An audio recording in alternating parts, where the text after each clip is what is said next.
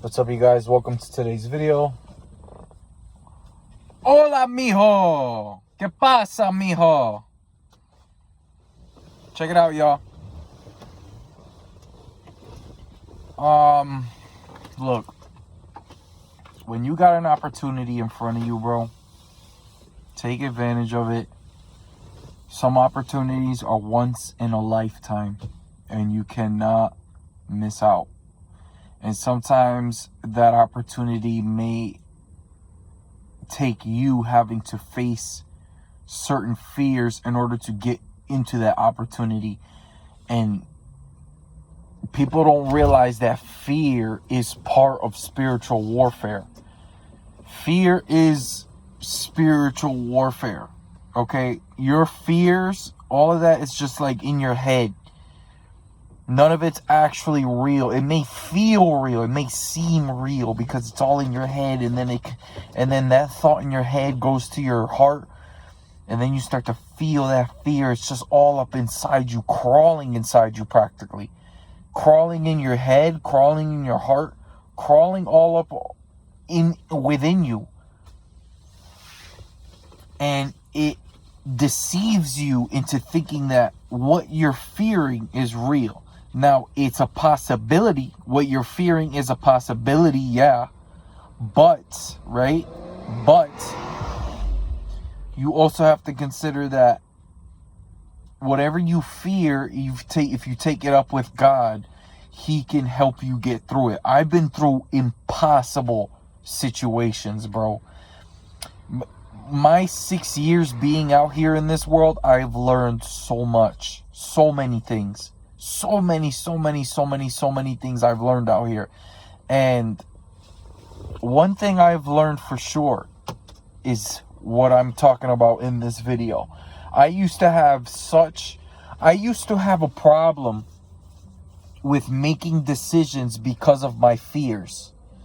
And recently, I've been basically put in a position where I either face my fear or I drown.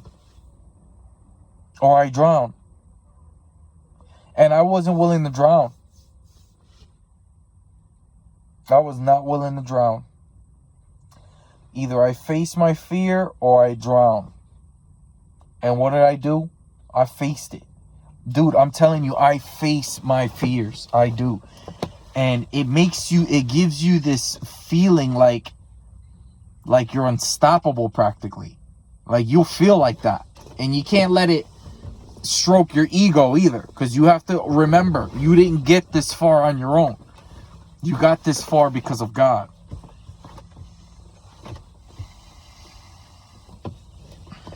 And sometimes it really takes you got to sit back and you got to really think about things. Consider the fact that there is a God out there. And He is watching over us. He's watching over you. He's watching over me. And you just have to keep that in mind while you're facing these fears. And I'm not done facing my fears, man. I'm not done. There's another decision I have to make real soon. And guess what? The decision is up to me, but it's up to someone else to let me know that the door's open and I gotta run through at that moment. And when they let me know, I gotta do it. When they let me know, I gotta do it.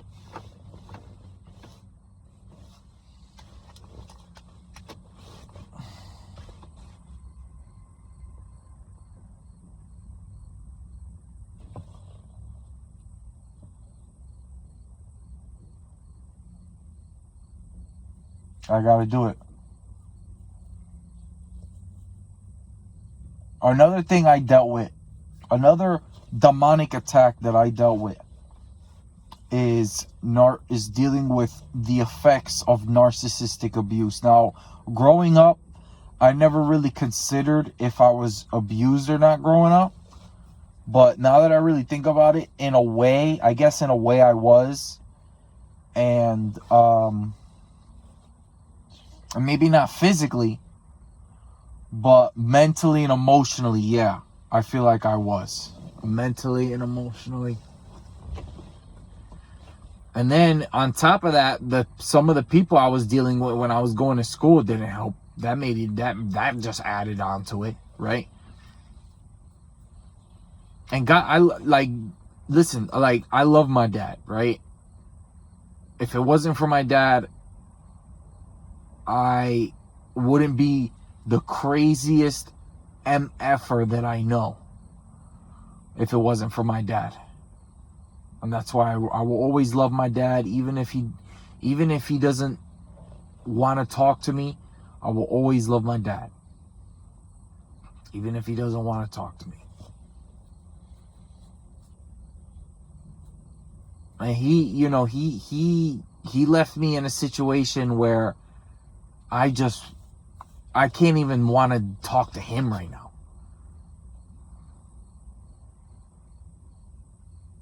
And it's sad that I have to say that. Because he lets the voices of the very people who fucked with him so badly, and I shouldn't be cursing. Especially if this is going on YouTube. Who mess with him so much, he's listening to them. Like, how are you going to listen to somebody who obviously is against you? And he's another one to let fear and all this other crap get to him. He's another one who lets that crap get to him. And despite anything, I still love him. If it wasn't for him, I wouldn't be the craziest MFer that I know right now. And thank God that I'm as crazy as I am, because me being as crazy as I am gives me the willpower and the strength to make some of the decisions that I do. Decisions that will benefit me. So my dad was a blessing in my life, despite him being an alcoholic, and despite him, he probably was crazy himself. But these are traits about him that I really like. My mom, on the other hand, is my mother, on the other hand, is my sworn enemy. My sworn enemy. Even when she acts like she ain't, even if she says that she wants the best for me, she's lying. She's a narc. She's a narc. She don't even know what love is. She don't know what love is.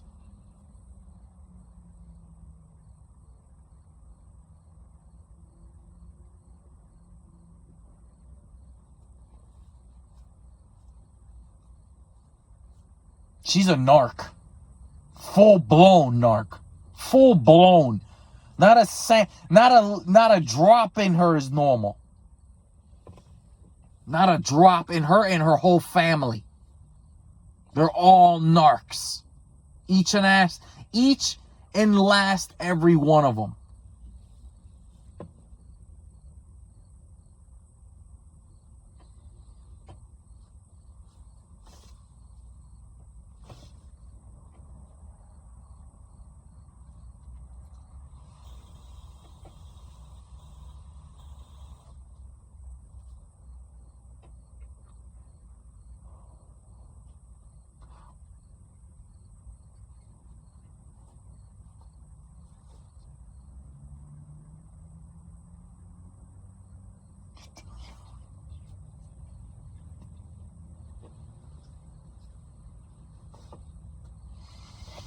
But listen, y'all, I really need to continue to be consistent with these videos, because I could be a huge help to everybody out there. And I keep saying this. I've been saying this in videos I've posted in the past, and I feel like I've been consistent.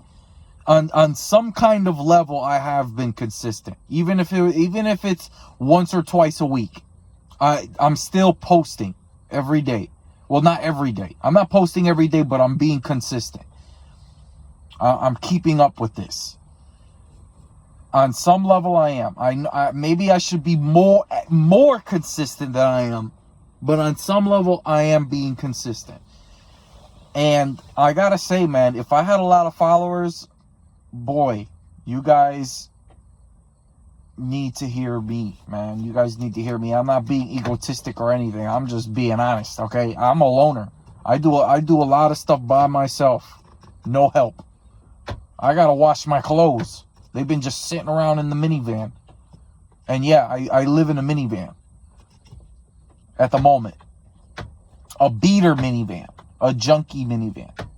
A minivan that's good enough to get me to that job I need to get to and back. And there's all kinds of factors at play. All kinds of factors at play. That have to do with some of my fears. And I face them because I trust God that much. And even if I have issues that interfere, that can potentially interfere with my relationship with God, and I know sometimes it does, I will never stop trusting Him. I will never stop trusting Him. I'm not perfect. And I wish I knew how God felt about me right now. I really wish I did. I'm not perfect. I'm far from perfect. When I was younger, when I was like 17, 16, it was like my goal. It was one of my goals to try to be like this perfect child of God. But once certain temptations started to fling at me and I gave in as easy as I did, I come to realize how not perfect I really am. I'm not that perfect, bro. I'm not perfect at all.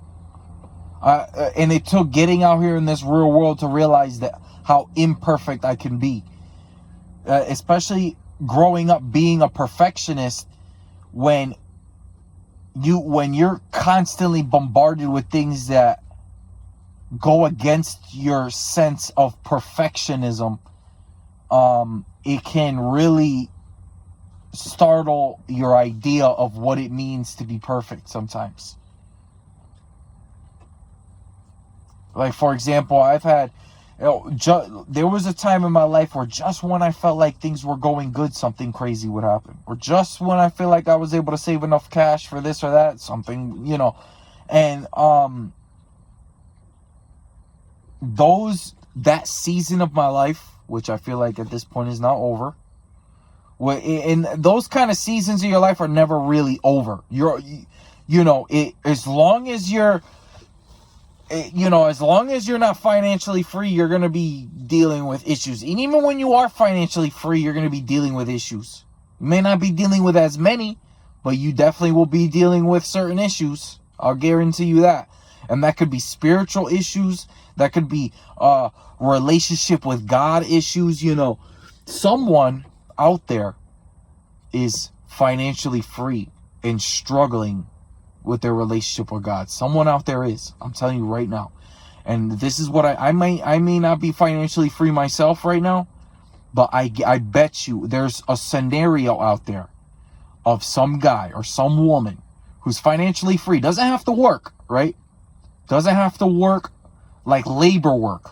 Because there's no such thing as being financially free. You got to put in some kind of effort somewhere.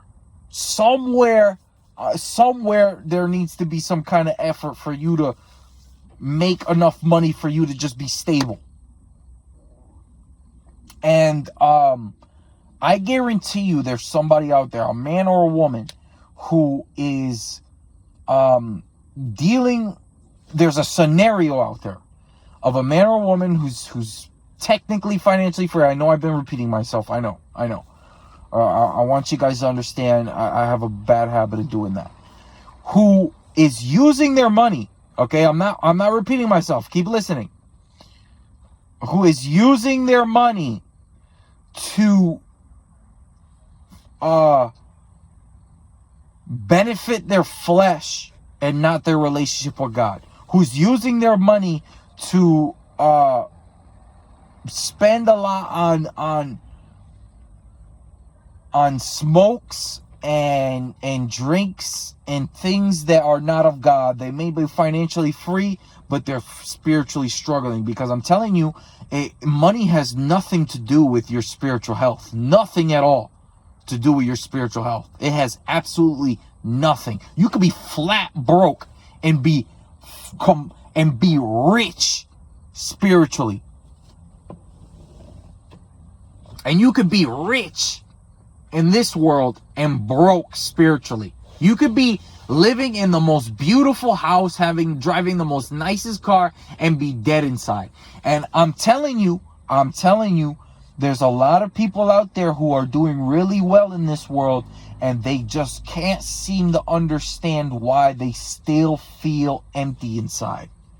Because they dedicated their life to working hard and achieving goals and getting somewhere with themselves, hoping that those goals, that getting to that finish line was going to bring them, was going to bring them that spiritual fulfillment that they've been looking for. They think that by achieving these goals, and don't get me wrong, there ain't nothing wrong with achieving goals. That's how you want to live your life. Trust me, that's how you want to live your life. Because if you don't, you're gonna feel that's also gonna make you feel empty, right? Yeah, on some level, they may feel good about themselves for achieving certain things, but it's not gonna go as far as a relationship with God and spiritual abundance. It's not gonna come to that level. No matter how rich you are. Yeah, of course you want some kind of wealth in this world. No doubt that. No doubt about that. Who the heck wants to be living in a box forever? No offense to anybody who is watching this video. And if you are living in a box watching this video, I told a homeless guy this one time, look, your situation might be real tough right now, but there's hope in the crevices of everything. And this dude, I spent some time with him. I even invited him into my home, my minivan. And I took him for a ride, let him feel the AC for a while, and smoked up with him. And when I went to go get the stuff, look, nothing you smoke is innocent, okay? But the most innocent I could get, okay? The green stuff, okay? The most harmless I can get. Because he was a drug addict. But I wasn't willing to give him something that he's obviously struggling with, okay? I can give you something that there's no way in heck you're going to struggle with, okay? I've been puffing green since I was, like 18, 19. And I can get off the stuff, no problem. Okay? There's other substances out there that once you start, you can become an addict in a second. And YouTube can screw itself if it has a problem with me saying certain words, honestly. Because I got a First Amendment right in this country. I have freedom of speech. All right, YouTube might be all over the globe, but you better check yourself, YouTube, when you're dealing with someone from America, because I have rights in this country. I could say whatever the hell I want. So don't be flagging my shit.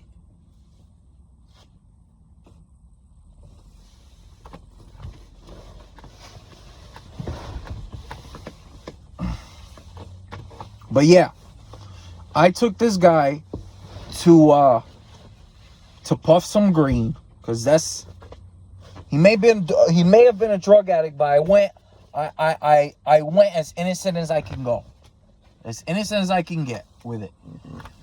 And he puffed it up with me, and we talked it out. We had a good vibe and everything like that. But when I went to go get the stuff, I caught him. And he kind of did it like instinctively. It was weird. Like he did it. He just like he couldn't control himself. He went up to one of the dealers, and I had no idea that they sold the stuff that he was having issues with. But he took some money and he bought some stuff. And I was offering him green. So he didn't need that.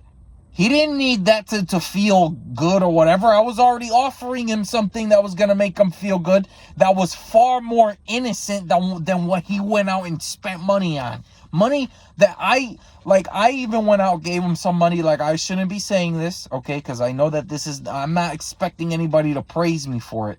Let me say that. I just want to tell the story. I even, spill some cash for him here and there. And I'm thinking he's buying food, that maybe he's hungry. And sometimes, because he does hang out around the mall, the people at the food court will throw him a plate here and there.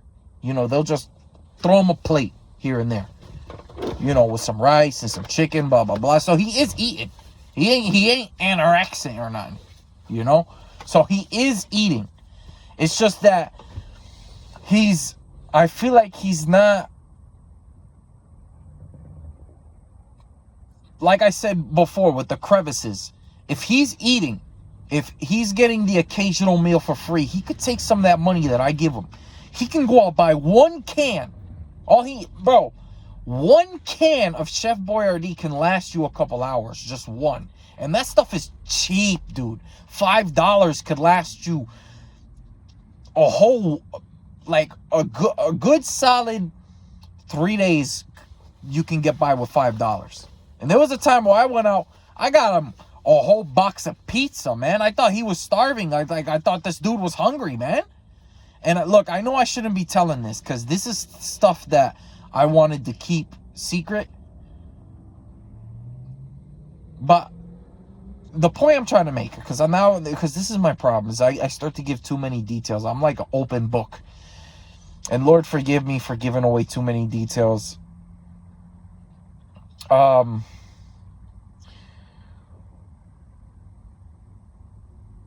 point I'm trying to make